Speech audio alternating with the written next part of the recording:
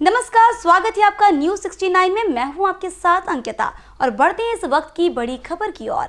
मध्य प्रदेश में exit poll को लेकर सियासत जारी है। विभिन्न मीडिया समूह के नतीजों को लेकर नेताओं ने अपने अपने तर्क और दावे किए। इसी कड़ी में पीसीसी चीफ जीतू पटवारी ने प्रेस कॉन्फ्रेंस की। उन्होंने एग्जिट पोल को लेकर कहा कि बीजेपी नेताओं ने बोला वही एग्जिट पोल ने बोला है। एग्जिट पोल की अलग अलग कहानी है, कई विसंगतियां देखने को मिली है। एमपी में 12 से 13 सीट पर कांग्रेस जीतेगी। ये आंकड़ा एग्जिट पोल से विपरीत है। कुछ घंटों में एग्जिट पोल की पोल खुल जाएगी। कांग्रेस का मनोबल बना हुआ है। हमारे नेता और कार्यकर्ता निराश नहीं है। एग्जिट पोल से हमें कोई फर्क नहीं पड़ेगा। एमपी की हालत ठीक नहीं है। एसबीआई ने सरकार को खर्च देने से इनकार कर दिया। एमपी में क्राइम बढ़ रहा है। SC/ST होना अभिशाप है। 3C कर्ज, क्राइम, करप्शन एमपी में है। पूरे देश में 295 से ज्यादा सीट कांग्रेस की आएगी। न्यूज 69 के लिए भोपाल से आदिल खान की रिपोर्ट। मैं आपका स्वागत करता हूं। सम्मानित हमारे वरिष्ठ जन और प्रवक्तागण मंच पे भी मैं उनका भी सबका स्वागत करता हूं। साथियों, 2024 का लोकसभा का चुनाव बड़ा रोचक और कई मायनों में बहुत महत्वपूर्ण है। देश के 10 साल की एक ऐसी सरकार जिन्होंने सबसे ज़्यादा बेरोजगारी दी देश को, जिन्होंने सबसे ज़्यादा महंगाई दी देश को, रिकॉर्डेड। मतलब ये कोई आरोप प्रत्यारोप का विषय नहीं है, ये हम सबको सहने और भोगने का विषय है, देशवासियों को भोगने का विषय है। सबसे ज़्यादा महंगाई दी इस पूरे देश को। किसानों के आत्महत्या और किसानों के कर्ज में 75 साल की आज़ादी के बाद अद्भुत और अकल्पनीय यातनाएं किसानों ने सही। जैसा कि मैंने कहा कि ऐसा एक वर्ग वो किसी भी क्षेत्र का हो जो इस 10 साल में सरकारी यातनाओं से जिसने अपने आप को परेशान होते हुए नहीं देखा हो, इस के बाद का ये चुनाव था।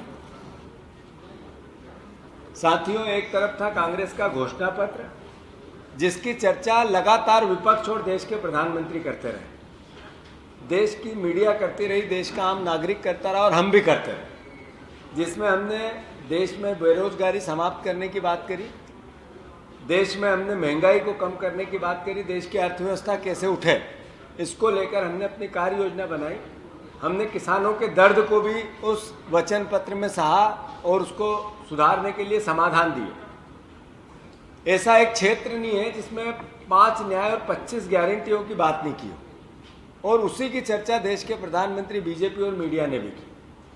मैं सोचता हूं कि ऐसे में बीजेपी का वचन पत्र क्या था या घोषणा पत्र क्या था, शायद आज भी इसकी हम चर्चा करें तो मीडिया का भी एक बहुत बड़ा वर्ग उसको नहीं बता सकता।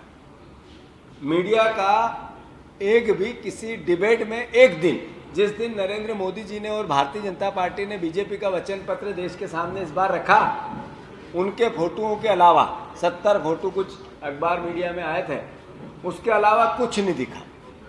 तो जो चर्चा हुई वो कांग्रेस के घोषणा पत्र पे इस चुनाव में हुई। जैसा मैंने कहा कि इन सब के बावजूद देश में जिस तरह की परिस्थितियां थी, देश के प्रधानमंत्री के वक्तव्य कैसे आते थे, जो अंतिम वक्तव्य उनका आया वो हमने सबने देखा कि एक गुस्से में वो कह रहे हैं कि नरेंद्र मोदी अगर बोलने लगा अभी मैं चुप हूं तो क्या बोले, वो हम सब सर्वविदित है। वैसी भाषा बोलना मैं समझता हूं देश के प्रधानमंत्री का अपमान होगा, पर उन्होंने डराने और धमकाने की भाषा का उपयोग देश के प्रधानमंत्री ने जनसभाओं में किया।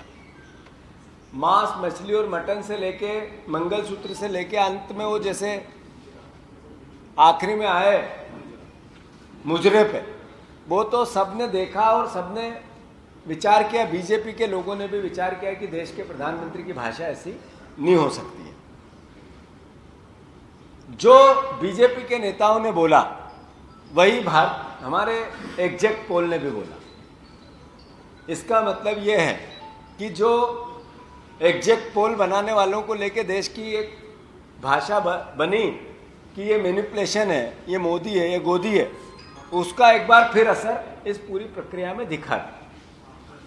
बात इतनी है कि जो एग्जिट पोल आए उसकी भी अलग अलग एक कहानी है। जहाँ पे 4 सीट है वहाँ पे 6 सीट किसी एग्जिट पोल ने बता दी। कोई पार्टी 3 सीट पे लड़ रही, उसको 6 सीट भी कहीं पे दे दी। किसी राज्य में अलग अलग तरह के अलग अलग कई प्रकार की विसंगतियां एग्जैक्ट पोल में देखने को मिली। मतलब देश का इतना गंभीर मसला, देश का आम चुनाव, अरबों खरबों रुपए, देश के पूरे देश के भविष्य का चुनाव, अरबों खरबों रुपए का देश का, जिसमें एक तरह से इन्वेस्ट होता है, आपकी और हमारी गाड़ी कमाई होती है, उसके एग्जैक्ट पोल में जिस तरीके की विसंगतियां सामने आई, मतलब उस पूरी प्रक्रिया को एक तरह से क्या उसको शब्द दिए जाएं, ये भी एक चुनौती का प्रश्न है। मैं इतना ही कहना चाहता हूं कि जब मध्य प्रदेश के संदर्भ में हम लोग आप लोग बात करते हैं तो आप लोग कहते हैं मंडला की सीट अच्छी है, छिंदवाड़ा भी अच्छा चुनाव लड़े, बीजेपी ने खूब कोशिश की, उसके बाद भी कमलनाथ जी के प्रति सिंपैथी थी। जब हम झाबुआ की बात करते हैं तो अलग अलग तरीके से, बड़वानी की बात करते हैं, हम भिंड, मुरैना और ग्वालियर की बात करते हैं, तो भी आप लोग कहते हैं कि नहीं ये सीटें कांग्रेस की, ऐसी 12-13 सीटें यहाँ पर मध्य प्रदेश में जो अच्छी लड़ाई में है और कुछ भी परिणाम हो सकता है, जीतने के चांस ज़्यादा है। उन सीटों को लेकर हम तो बात करते ही, हमारा तो दायित्व है, हमारे वर्करों से हम बात करते हैं, पर आप लोग भी बात करते हो, मीडिया जगत भी, डॉक्टर भी बात करते हैं। अलग अलग समय पे अलग अलग तरीके से इसके कई प्रक्रियाएं भी आई हैं, पर एग्जैक्ट पोल इसके विपरीत है। तो मैं ज़्यादा इसमें गंभीरता में नहीं जाऊंगा या ज़्यादा आरोप प्रत्यारोप में कांग्रेस पार्टी नहीं जाना चाहती है। एग्जैक्ट पोल की पोल आने वाले 18 घंटे में खुल जाएगी। और रही बात इसकी कि कांग्रेस पार्टी बिल्कुल किसी भी प्रकार से डिमोरलाइज नहीं है, हमारे वर्करों को हमने पूरे ताकत से, जो गिनती की प्रक्रिया का हिस्सा है, वहाँ पर क्या सजगता रहनी चाहिए, कैसे लीगल टीम रहनी चाहिए, कैसे हमारे मीडिया के प्रवक्ताओं को हर तरीके से अपनी पार्टी के विचार के साथ खड़े रहना है, कैसे हमारे सीनियर लोग अलग अलग, यहाँ चाहे मध्य प्रदेश की विधानसभा का, यहाँ हमारे प्रदेश कार्यालय का सवाल है, या जिलेवार लोकसभा वार जिलेवार नियुक्तियों की बात है, या जिम्मेवारी देने की बात है, जिनकी ड्यूटी लगाई गई है, वो सब भी है। तो इन सब एग्जैक्ट पोल से हमारा कार्यकर्ता न निराश है न हताश है। मैं प्रदेश की जनता को जरूर कहना चाहता हूँ, चुनाव हो गए हैं, लोकसभा के भी चुनाव हो गए हैं और विधानसभा के भी चुनाव हो गए हैं। जो सत्ता में है उनकी ड्यूटी है कि जो बोला वो करें, और जो विपक्ष में हम और हमारे साथ आप सब, हम सब जो विपक्ष को ज़्यादा ताकत देते हैं, वो इस बीजेपी को मजबूर करे, सरकार को मजबूर करे कि इनने जो बोला वो करें। हालात बहुत गंभीर है मध्य प्रदेश के। रिजर्व बैंक ने हमें कर्ज देने से मना कर दिया, ये ने हमारी हालात कैसे हो गए। एक सरकार के, एक प्रदेश के हालात, ये किसी एक व्यक्ति को कोई कर्ज नहीं दे, यानी उसकी सामाजिक किस तरह की दुर्गति होती है, हमारी सरकार की वैसी दुर्गति है।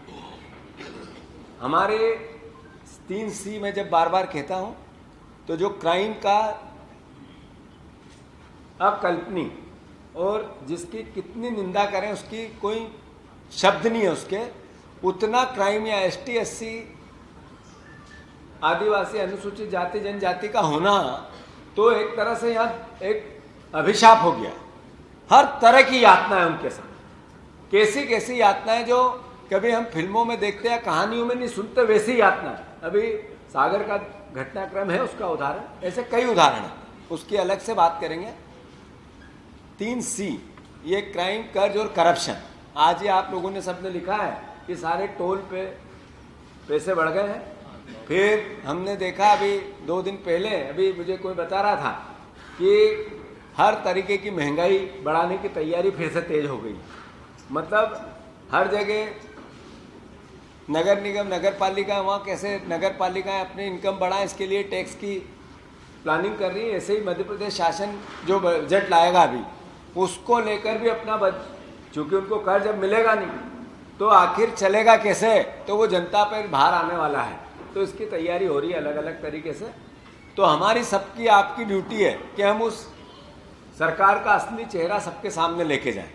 हमें आशा है देश में इंडिया गठबंधन की, जैसा कांग्रेस पार्टी ने कल, राहुल जी ने, खड़गे जी ने 295 सीट की बात की है, हमारी सरकार भी बनेगी और 295 से ज़्यादा सीटें कांग्रेस पार्टी की आएगी। ये भावना हम सब प्रदेशवासियों को, हमारे सारे वर्करों को, सारे मीडिया के साथियों को, सारे प्रदेश के आम जन को अवगत कराना चाहते हैं कि इन एग्जैक्ट पोल से हमें कोई फर्क पड़ने वाला नहीं। हम एक आइडियोलॉजी के साथ कांग्रेस पार्टी के विचार को जन जन तक ले जाएंगे। जैसा देश की आज़ादी से, देश की सत्ता से, देश के विपक्ष में रह के हमने अपनी भूमिका निभाई है लड़ने की, इस सरकार को नरेंद्र। अच्छा, आप पेट्रोल 60 में लेते हो, आप 100 में लेते हो कि नहीं लेते हो? आपके घर में जो गैस सिलेंडर 400 का आता है, 1100 का आता है कि नहीं आता है? अब जो आप साइकिल पे आज जो घूम रहे थे, वो साइकिल पहले 1000 की थी, अब 10,000 की है कि नहीं? जब महंगाई का इतना बोलबाला है, हर जगह यातना है, कोविड आपने सहा, आपने घर में बीमार हो जाए तो परेशानी कितनी आती है एक आम आदमी समझता है, आप भी समझते हो, हम भी समझते हैं। जहाँ पे किसान परेशान है, घर में एक बेरोजगार, नशा अद्भुत, फिर वोट कैसा? तो फिर भी अगर वोट आए हैं तो फिर दिग्विजय सिंह जी ने क्या गलत कहा?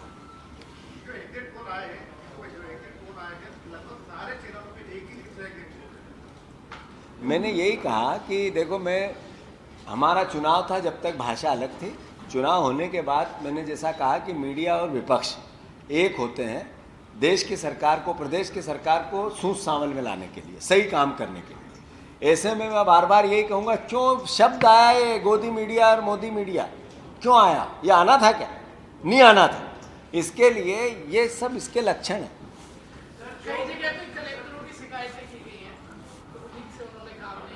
नहीं, काम नहीं किया, नौकर जैसा काम किया। 5 साल कलेक्टर बने रहना, इसलिए बीजेपी की डफली बजाई, और जिनकी जिनकी बजाई है उनकी सारी लिस्टें भी है।